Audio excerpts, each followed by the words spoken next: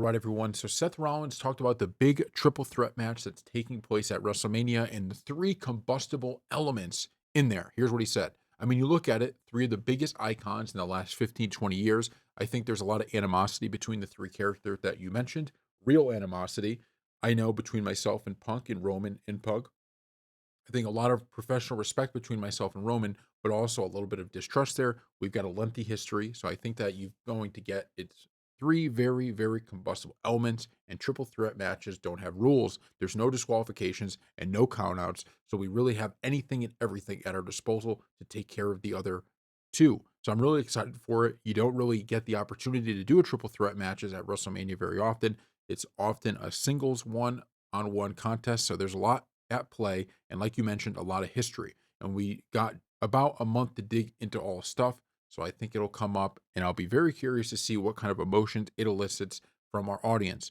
We're kind of three fan favorites, but one thing I noticed, as much as these crowds love me, the minute I start talking about CM Punk or Roman Reigns, they're not too happy about that. That's the way it is. When Punk starts talking about me or Roman starts talking about me or Punk, they love to put the finger in the air. But when you start running down the guys they like, then they don't know how to feel. So there's a lot of complex emotions going on between the three of us and between the audience. So I'm very interested to see how this plays out.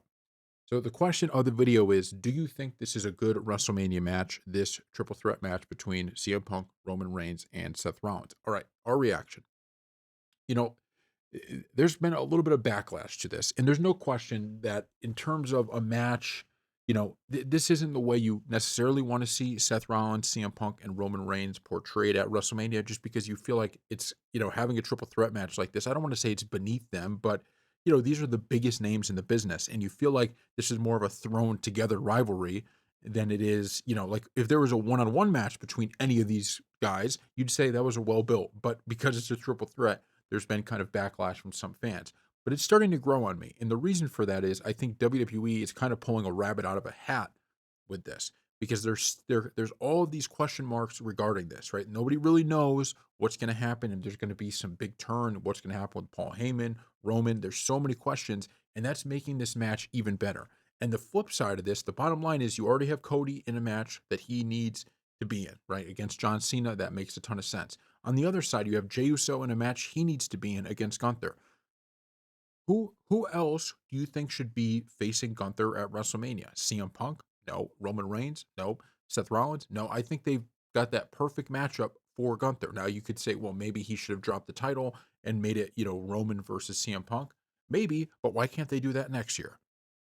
So I actually think what they've done is they've taken something where, okay, they don't necessarily have the best match for these guys, and they've created something that's super interesting. And this might be main event level, but not be in the main event. That to me is the disconnect. Is they keep talking about this like this is definitely going to be in the main event, and there's a chance it is going to be in the main event. I think that's a good sign if it is in the main event.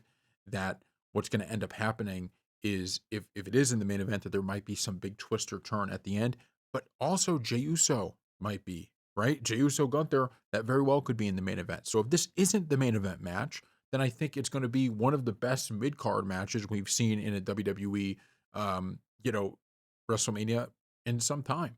It could be at the beginning, right? I don't know. Maybe they're going to put the women's title matches at the beginning. So just let WWE tell its stories. This is one thing we've learned over the past 2 years is that Triple H and the WWE, they really have their finger on the pulse of the WWE universe and what people want to see. So let them do that. And after everything's done, then maybe you go, okay, this was terrible. But until then, give it some time, see what happens. Thank you all for watching.